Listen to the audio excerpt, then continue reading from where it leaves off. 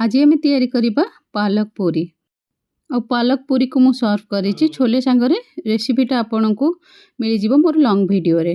तो ये मु पालक को किसी नहीं धोईकी सफा कर देछि ताकू आमे गरम पानी रे 5 मिनट पाई केवल बॉईल करनबा। से आमे चीनी पकेदबा जा फल कि सिझिला पर तार ग्रीन कलरटा चेंज हेबनी। आउ 5 मिनट पर आमे ताकू एमती भाव में पानी रू छाणिकी गोटे छन्नी रे रखीदबा।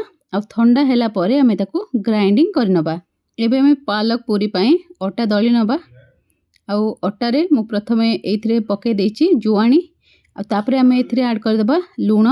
लूणटा भी ऑप्शनल, आपण मन चाहिले ऐड करि पारंती, नहले तो सब्जी जो लूण ऐड हेतिबो सेथिरे एडजस्ट हे जिवो। आ एपटे लोक माने नॉर्मली लूण एथि लागि ऐड करंतिनी, काहे ना कहंती लूण ऐड करले काले पूरीटा अधिका तेल भिडिबो। आ तापरे तेल गोटे टेबल स्पून ऐड कर देछि मु।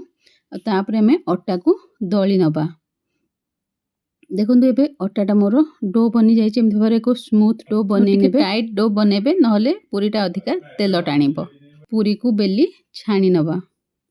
मीडियम फ्लेम रे आपण पूरी को छाणंतु, नहले हमर पूरी फुलिबनी भलरे। आ पूरी बेलीला बेले गोटे जिंस ध्यान देबे, जेमति पूरा पूरी रा सब जगह रु मोटा मोटा समान होबा दरकार, नहले भी पूरी फुलिबनी। टेम्परेचर भी डिपेंड करूची। आ एटा होची छोलेटा।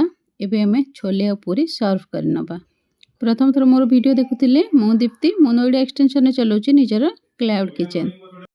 छोले और पूरी रो फुल लिंक आपन को ए वीडियो रे डिस्क्रिप्शन में मिल जिवो।